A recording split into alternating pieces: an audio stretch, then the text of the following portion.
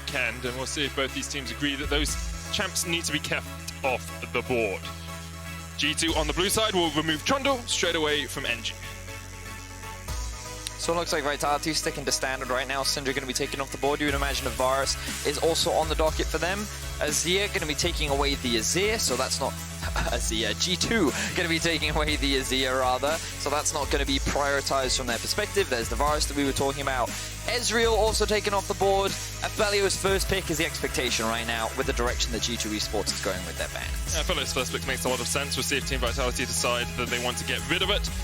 Milica has only played Azir so far in the LEC, so not too surprised by that ban either from G2. And Vitality just taking a moment here, thinking over whether they want to get rid of that Aphelios, whether they want to look towards something else, maybe probably like just Thresh, Graves. the Graves. I think Graves will be the priority. Yeah, I think that a lot of teams respect how powerful Graves is in the current meta, and they don't want to allow him through. Therefore, the Aphelios will, of course, be picked up by G2 Esports. This then brings into question what you answer with, and Vitality are going to respond with the Kalista Thresh. You talked about the Thresh being left up and available. If Vitality can grab it, they certainly will. You don't really want to give that Thresh over even to an Aphelios who, depending on what matchup he's in, can very much influence how strong of a laning phase he has, and I think that by giving him a Thresh, it naturally makes his 2v2 that much stronger. So good denial from Team Vitality. G2 will likely now lock in their support and jungler. The question is, what direction will they go? And it looks like Mikyx back on Tahm Kench duty. Poor man. I think he's played more Tahm Kench than anyone else in Europe so far. I mean, he's played 66% of his games this split yeah, exactly. on Tahm Kench, and we heard him saying yesterday on PGL how much he dislikes the champion. So we'll see if he is able to pilot it well this game. Alongside that, it looks like it's going to be Jankos picking up the lead. Jankos trying to redeem after his performance yesterday. He definitely made a couple of crucial mistakes on his Lee yesterday. So we'll see if things change. I have a very mixed opinion on Lee Sin in the current meta. Pro players clearly think that it is very strong as we continue to see it. Obviously has high impact in the early game, can be very gank focused, but I feel with the scaling meta we're heading towards, there aren't actually that many easy lanes that you can play around with a Lee Sin, so he kind of falls off much earlier than you typically expect. So we'll have to see how much impact Jankos can actually have with the champion. And I'm already seeing a lane that he's going to struggle to play around, the Kalista Thresh, because all you have to do is chuck a lantern towards the Kalista and you get her out of dodge whenever that gank comes in, and then you have the Fate's Call later on. The Pokeball strategy with the Thresh Kalista. Vitality going to get rid of Pokeball. Oh, Pokeball. Okay, that makes more sense. This sounds like you half listened to what I'm saying. I couldn't hear poker. I just heard poke. That was all. Pokeball. Yeah, no, okay, no, I get you now. Okay, yeah. Cool. Makes sense. LeBlanc banned away, Orianna getting removed as well. It does look like G2 are trying to get rid of some of the control mages that Milica is known for in the mid lane, with the Syndra removed, with the Orianna removed, with the Azir removed. He is going to be falling back to that second string of his champion pool. A lot of mid laners are being taken off the board right now. Pretty much all of the conventional A-tier, S-tier champions are being banned away. So what direction will both these teams take? Looking at some blind pick possibilities. I mean, we've seen a bit of Silas. Corki is another one that you could go for, unless G2 choose to ban that one away. Okay, so Corki would probably be one of the safest blind picks left, given amongst the strong blind pickable mid laners that you do have. They could also blind pick top laners. I'm thinking Ornn is available. Yeah, Ornn they could also go for. Just trying to think what else we've got. I think Maokai is always a dangerous blind pick. You could consider a Gangplank, but that's risky as well. Ooh, okay, Jayce, nice. Okay. So, cool thing about Jayce is you can flex it between both mid and top, which is probably why it is such a strong blind pickable champion. We haven't really seen Jayce in Europe at all as of yet this week. So I'm looking forward to seeing this one come out. I think we did see it in North America last night. Went all in on that poke comp from CLG, I feel. But we're not going to be seeing that from a team of Vitality today. G2 Esports responding with the blind pick Ornn themselves. Pretty safe tank up in the top lane, and very clearly you can already see the direction. Very much of what we've seen so far in this meta, very team fight focused. I'd love to see something like a Zilean on the side of G2. We saw it during playoffs when G2 ran it, and I think Zilean plus Aphelios is a very terrifying combo. Yep. So you'd run Zilean mid and then the Aphelios with the Tahm Kench in the bottom lane if you're going to do that. But it's going to be Galio still adds some of that protection in the mid lane. It feels very much like this is okay, Perkz will carry in the end of the game. Yep, this is a protect the Perkz comp. Yeah. Perkz has done 39% of his team's damage this split, so if you want anyone to carry, it's going to be the AD carry in this game. I did look through match histories, and Milica has played Jayce 3 times in his professional career. Yeah. Once last year when he was playing for Giants. And Sion will be the last lock for Cabochard in the top lane. So it is going to be a mid lane Jayce. Yes, and I like the adaptation. We talked about it being flexible.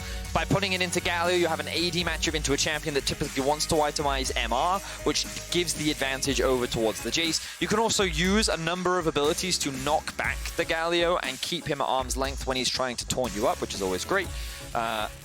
And then I do believe that Cabochard considers Sion to be a pretty strong matchup into the Ornn as well. You can be quite an effective lane bully, and your ability to roam around the map and act as an engage is also very powerful. So I think that in terms of team fighting power, both teams have strong tools.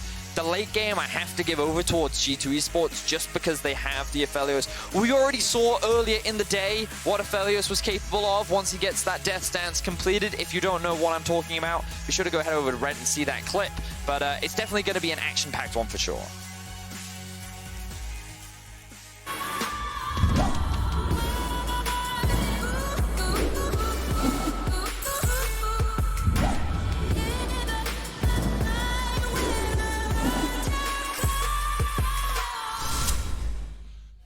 And on to Summoner's Drift we go for the 4th time in the day.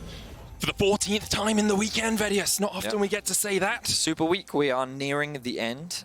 Only 2 games left to be played, and we have an exciting one. Again, expectations are that G2 are the favorites, as they often are when they play here in Europe. But after their defeat to Origin yesterday, some question marks are coming around. As I think you have to look at coming into week 1, often we see teams struggle. Usually they maybe haven't completely figured out the meta yet. Maybe they are still figuring out their team synergy. Maybe they haven't, you know, they're just making classical macro, micro, small mistakes as they get back into the rhythm of playing on the LEC. And this is a great opportunity for many teams to pick up those very important wins against teams that you typically wouldn't expect. Yep. So I don't want to count Vitality out completely. I think they've got a solid comp, but I do think they have to try and find some advantages with this Kalista Thresh combo. It doesn't necessarily have to be in the 2v2 bot lane, but I want to see them get comp ahead. I think that they showcased that they could do it when they played against Schalke at the beginning of the week. The question is, can they do it against the likes of G2 Esports when they have so much peel and defense for this Aphelios in the Tahm, Kench, and the Galio as well? I mean, an issue with Kalista is you kind of have to snowball her, right? You kind of have to get her really strong in the mid game because she does fall off as the game goes on. And you already mentioned the scaling AD carries on the side of G2. So if we're getting towards, you know, 3-4 items on both the AD carries, G2 should be in a strong position to close out the game. We'll see if Labrov and Comp can do anything early on. And I think it's tied in as well that champions that are quite good into Kalista are ones that can punish her relatively short range and things that can slow her down. And a Galio ultimate on top of his taunt makes things really obnoxious for a Kalista to really get in and start dishing out that damage. So I think these team fights are going to be harder for her to play later on, but you can see they're about to hit the level 2. They're looking for an engage. Yeah, Labrov stepping forward with the flay there, gets it early on. The exhaust comes down and the heal is used as well. Death sentence will land, but Mikyx doesn't have too many spears in him. The ignite is ticking away and Mikyx might fall. One more tick would be enough, but the biscuits and the pots are enough to keep him alive. G2 just about surviving in the bottom lane. Really like the aggression there from Vitality's bot lane duo, and they do force a number of summoner spells out from the G2 bot lane.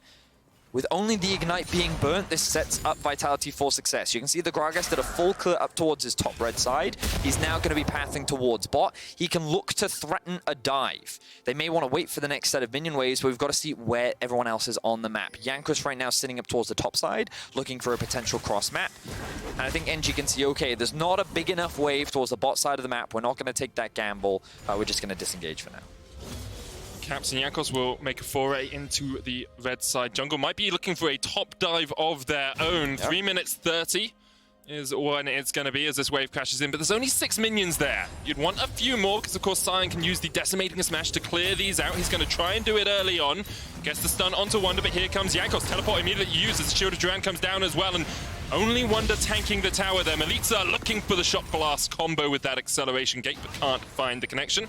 So in the end, G2 win out because they get the summoner and they didn't burn any of their own. So we did hear the analyst test talking about how Origin matched Caps in the mid lane by utilizing a teleport and trying to get a winning matchup for the mid laner as well. And by doing this, you can mitigate a lot of Caps roaming that he often loves to do.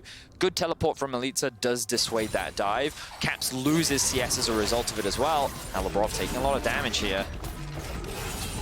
Gonna get chunked out just a little bit. The fight comes out, but Caps is already on his way towards the bottom lane. NG is gonna be here first. And remember, Mikyx, no flash, no exhaust, no way away from the body slam, and there's first blood. Now, teleport's gonna come in from Wunder. Caps is already here with his teammate. Jankos coming down through the river, and NG is gonna get caught out. That gift will be given over to Perkz as he secures it with the final auto attack.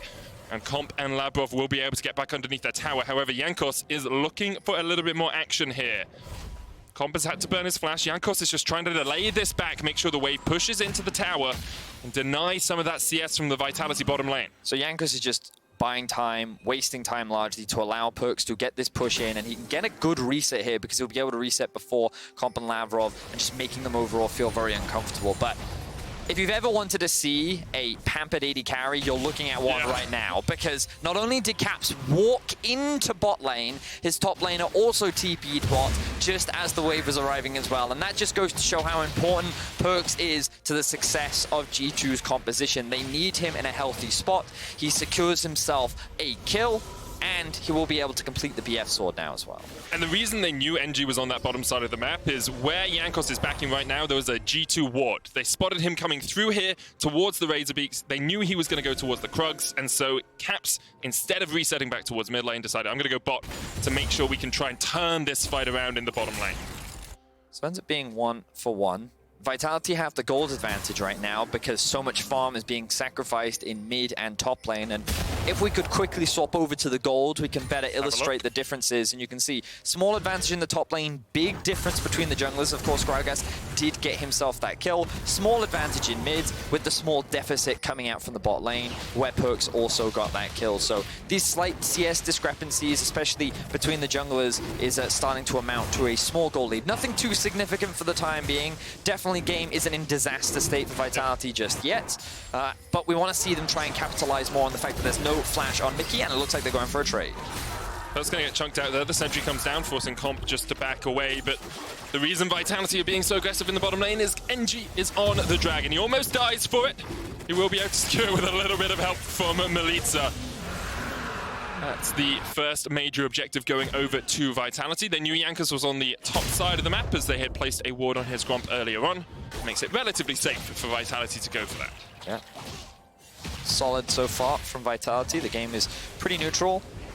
I'm kind of looking at next possible steps. With the Drake being gone, you have to take into consideration, do either side look to try and swap? Well, for Comp and Labrov, they probably don't want to swap. They want to stay in that 2 versus 2 because it's easier for them to be able to gain advantages, and it's easier for them to look to try and make plays. The risk is Caps is now level 6, and if we could very quickly jump down to the bot lane and have a look at the wave state, you can see that a wave is going to start stacking in favor of G2 Esports, and Labrov and Comp cannot just keep pushing this. So the thing we have to keep in mind is, will G2 look for a play on towards this bot tower? You can see that Jankos is resetting, his bot side camps are all up, Caps is already roaming and looking to clear out vision in the river. The big thing is that Cabochard has his teleport up. So if G2 do try and force this play, the ability for Vitality to counter is very real. I quite like the idea of NG coming down here a little bit earlier, looking to see if he can make something happen before Caps and Jankos can come across, but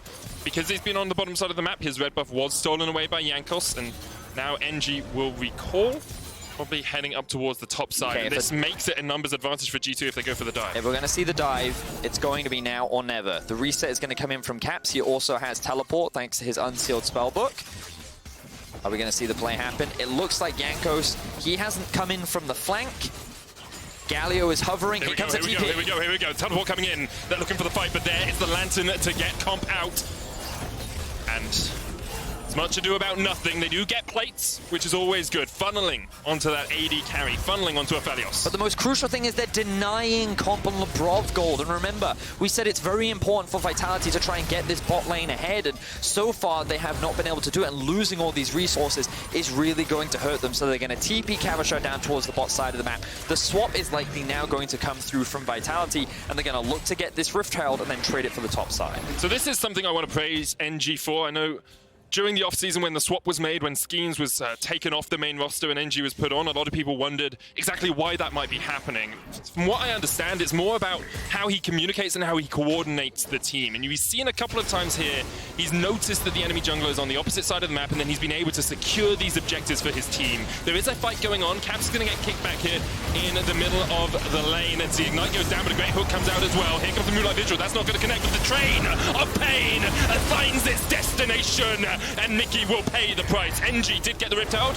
It's going to go in for the fight. Continues the battle in this mid lane as Caps falls. Good flash away from Labrov. There's the hook onto Wunder. And Cabochard gets another kill onto Jankos. Wunder tries to dash across the wall. He's straight on Comp, but Comp just pull back the spears. Just rip them through the heart of Ornn if you want to get that kill. Wunder's going to try and chase his way away, but the Predator is on its way. There's no flash.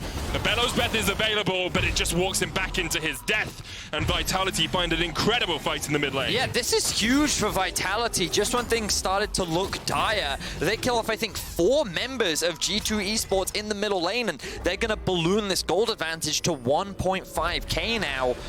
Excellent stuff from the side of Vitality. And let's have a look at how they punish G2. Caps and Milica go for a bit of a back and forth trade. Milica's trying to bait Caps in here, but Caps feels safe because he knows that Mikyx and Jankos are on their way. Seeing Perkz, G2 think that they can go for this all in, but with a really good hook from Labrov, he's then just buying time for Cabochard to come in from the flank. His ultimate allows him to close the distance very quickly. Mikyx ends up dropping. And this was the interesting play here. Jankos and Caps tried to get a collapse onto NG, but they actually just closed the distance between them and Comp. A really good Gragas ultimate comes out from NG to then knock those 2 members in to allow the rest of Vitality to secure those kills, and then Comp is just kiting back the Ornn to allow Vitality to secure themselves another kill. 4 for 1, I believe, was the overall trade, and this is going to set up Vitality beautifully because now a lot more items are going to come under their belt. You can see the Sunfire is now finished for Cabochard. Comp has finished or is on his way to completing the Blade of the Ruin King with the boots already upgraded and the Bilgewater Cutlass in his inventory.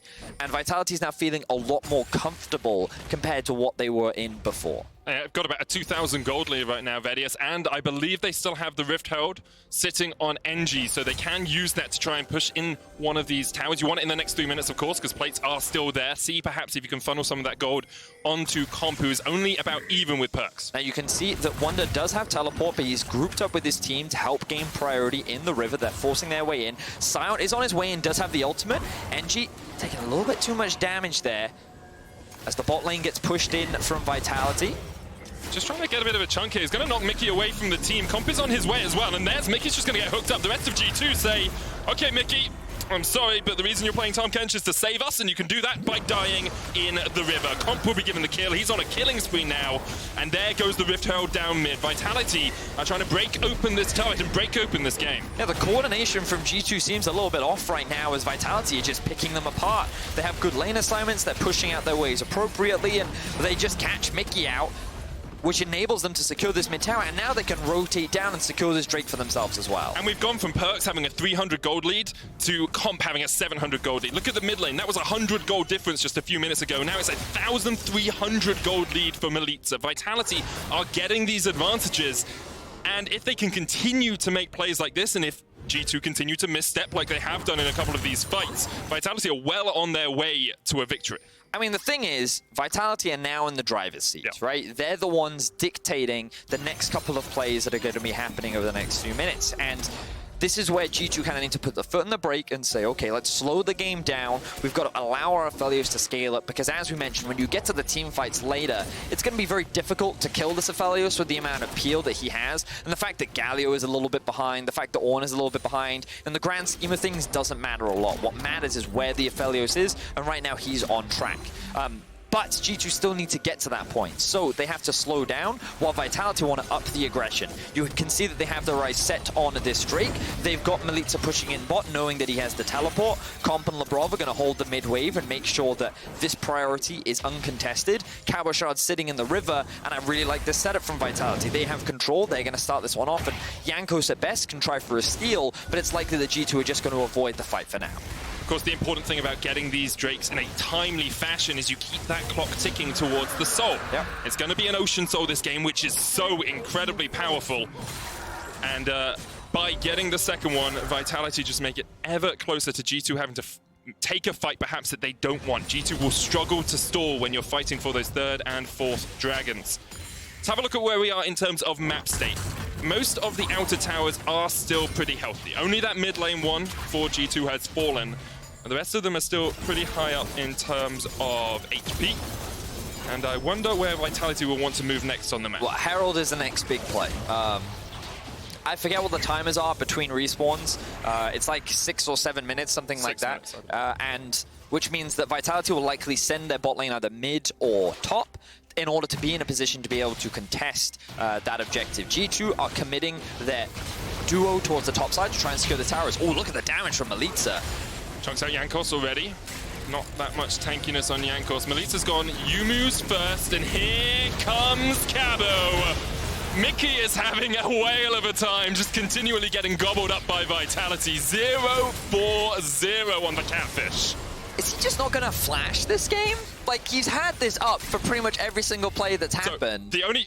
I can't tell you about the other ones, but there, if he flashes in towards his own turret, he gets hit by Cabochard. I mean, sure. If he flashes down towards River, he gets hit by NG. Maybe he's just flashing so that, because if he does flash, then Perkz gets exposed. You know, in any case, he's held onto it for a while. Perkz is pretty exposed right here as well. Yes, he is. NG with a good flank across, lands the body slam, lands the cast. Perkz tries to heal up, and Mikyx is there just in time. He eats him up. Perkz healed up with the Severum and that Moonlight Vigil. Now they're trying to turn it around, but Labrov once again hits a great play. The Fate's Call drags him out of the hero's entrance, and Caps is a little bit too heroic, a little bit too late. Cabochard, though, is going to get knocked over the call of the Forge God. Once again, Labrov hits a hook across the wall and goes in with a play, and now Comp's going to open up. Spear after spear after spear into the backs of G2. They have to run down towards the bottom side of this lane, and Vitality get everyone out alive, kill Perkz, kill Mikyx. They are 8-2 up with a 4,000 gold lead, Vedius. Yeah, I love the fact that Vitality are keeping the momentum going. They're utilizing this Sion extremely well.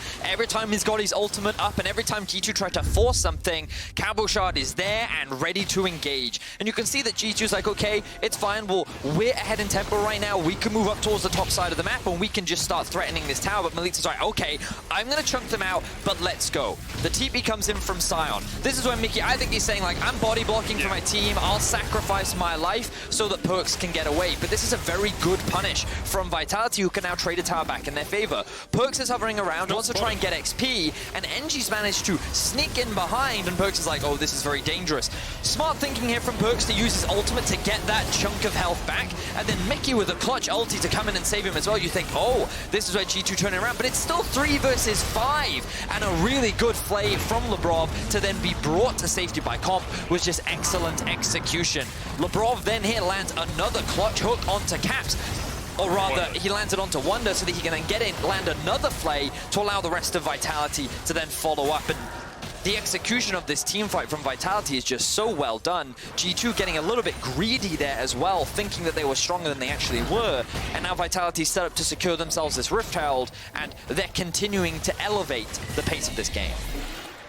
They really are. Rift Herald will allow them to open up one more of these turrets. We have seen the bot lane tower fall for Vitality, the top lane tower fall for G2. G2 to just shove in that lane. I believe Wunder was taking it as we saw that fight go on in the top lane. And Betty, I've been talking to LS a little bit this morning, right? Because I'm trying to be more of an analyst. I'm trying to learn more about the game, right? Sure. And whenever I see longer lanes like this... You can't freeze right now. No, this is what... But I want to know why. I want you to explain. Because the dragon spawns in a minute. There we go. But, like... Vedius, I might know this, okay? But let's pretend there's an audience listening to us. I'm just saying. Where you can explain why freezing would be a bad idea in this situation. Because in this context, I mean, you always have to look at objectives first. That's the first thing. When you look at freezing, you have to decide what else is there to play for on the map. And usually you do freezing because there's nothing to play for, and there's no need to just keep giving farm to the enemy team, so you can kind of reserve farm for yourself. In this case, though, Vitality have Herald. They also have a pretty substantial gold advantage, so trying to freeze when at a deficit is harder anyway. And Dragon is about to spawn. So if you concede that, like, you could argue that, yes, you can concede it to get some gold into your back pocket. And right now, what G2 is doing is they're trading a tower in order to trade for pressure. So they're trying to get a little bit more gold back into the pockets of the Aphelios. And you'll notice he's trying to push that wave all the way in so that it can't be frozen towards the top side. And the wave will actually bounce back towards him so that resources will keep getting funneled into him. But the cost of this is, of course, the third Drake of the game. G2 recognize that they can't afford to take this fight right now. And Vitality are going to pick up this objective, and it takes them closer to the Dragon Soul, which of course will put them in a very good position, given that, of course, you've got to remember they're already in a very good position, of course. And now that the game is in a state where Baron is the next objective that spawns at 20 minutes, now you can start thinking about maybe there's a space for us to freeze, maybe we can set that objective up. But again, because of how far ahead Vitality are, they could then just force Baron. So. Or they can come down and break the freeze pretty deliberately. In this state, it's hard. I understand. You've just got to, objectives are the first thing that you always have to think about when in the context of freezing. Thank you for that informative piece there. What I wanted out of my question, and we'll see how Vitality decide to play the next couple of minutes. Because as you say, Baron up in 30 seconds. They do still have that 4,000 gold lead. Runans and Blade of the Moon King now just completed on comp. The Black Cleaver and the Yumus are sitting on Milica. He's got the slightly magical footwear. He's decided not to upgrade those as of yet. Perkz behind in terms of itemization. Only with the Infinity Edge and the Zeal. We'll be behind in terms of gold as well, because there's a 20 CS difference, but a 3 kill difference between those two AD carries. And we'll have to see where Vitality step up next. Well, as mentioned, the Baron is up and available right now. But that's not the primary objective that they want to play through. They're going to concede pressure around that objective so that they can utilize Milica in a side lane.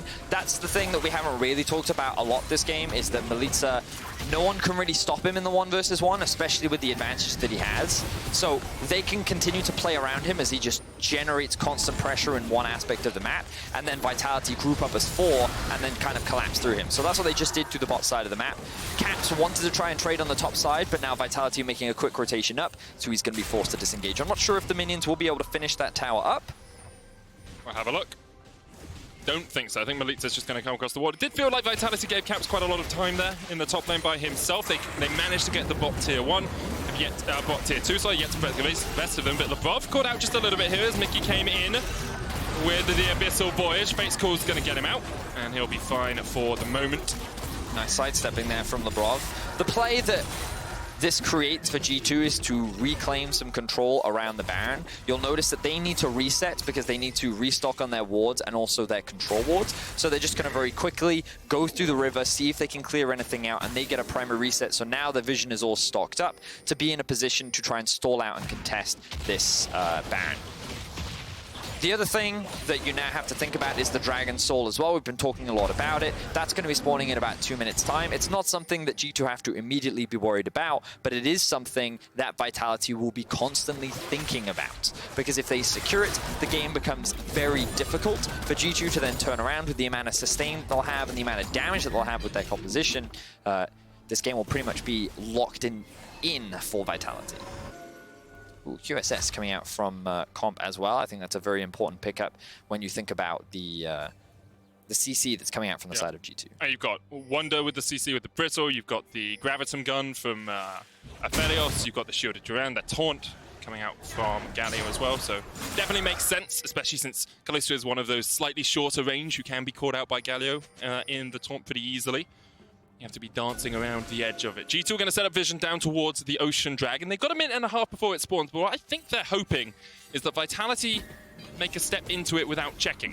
NG is going to stop that from happening as he pops this Scryer's Bloom and will spot out all of G2. He now pushes in by himself and doesn't want to go too far because Cabochard is not on this side of the map. He's off towards top. Jankos looking for NG.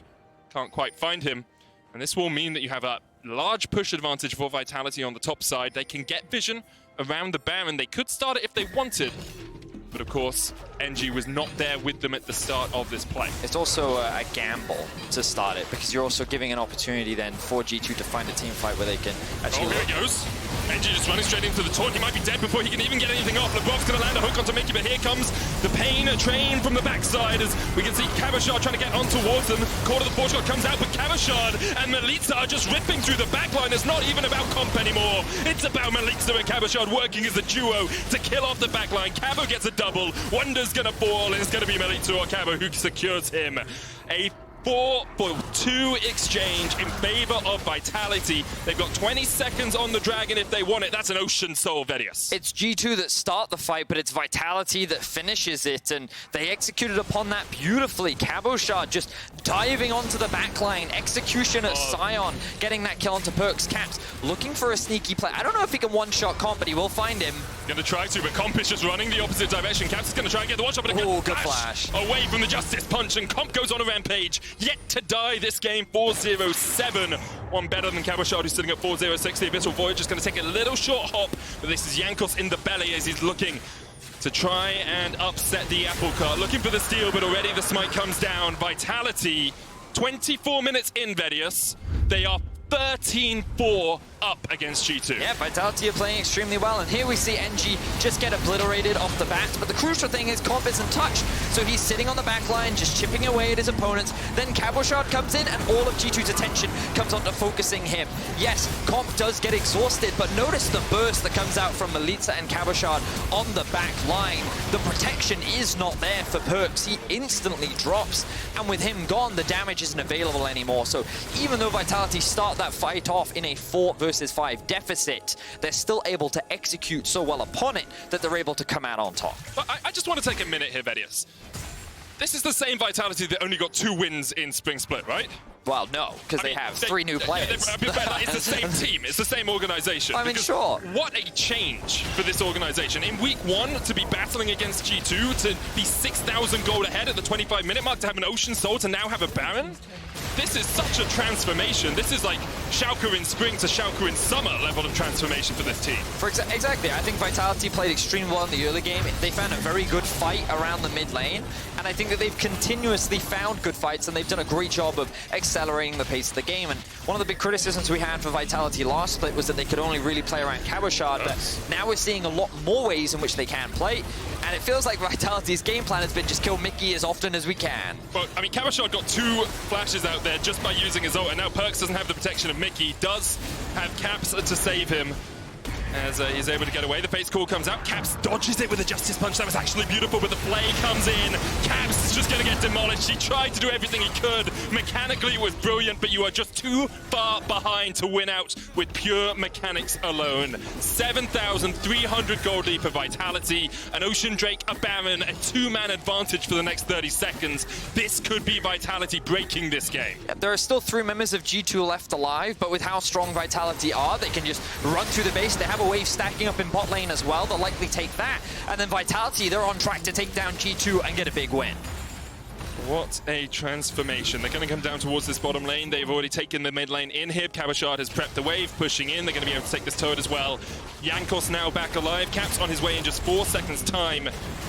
And it might stall out the game. A 5v5 perhaps is not what Vitality want as of yet. They're going to back away and get those next items. I believe Comp has enough to get himself that Death Dance. Yep, sitting on 1,300, so I think that's actually might need a little bit more, if I remember correctly. But he does have a 2,000 gold lead over Perkz.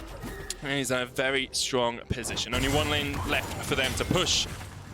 Baron is about to run out, but they will have the option to wait for it if they so desire. Instead, Cabochard's going to TP up to the lane, try and get that Baron buff on some of those minions and push them in. And we'll see how G2 are able to react to this, because they're currently having to defend 3 lanes at once. You can see that G2 is trying to push out some of these waves to slow down the assault from Vitality, but it's not going to last for very long. Milica is already in mid lane, will just hit level 16 and is very strong on the Jayce right now. They're also shoving in top, and G2, they have the right...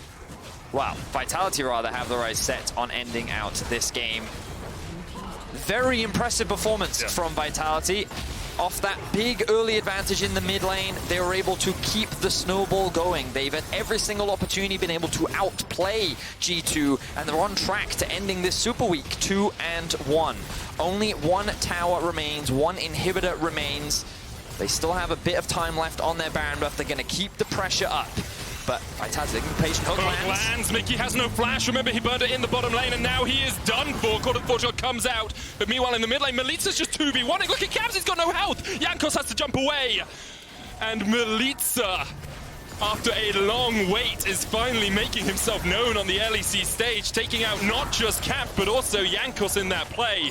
Vitality can push in the final lane here, but there are supers double in the bottom lane. One coming through mid in just a few moments' time. Labrov once again landing the hook, and NG goes in, goes golden, and perhaps that's the gold meta. Perkz ults over to Narnia in entirely the wrong direction. He's gone, so is Jankos, so is Caps, so is any hope G2 had of winning this game. Vitality, in probably the biggest upset of the weekend, are going to take down G2 and stake a claim for playoffs in an incredible performance.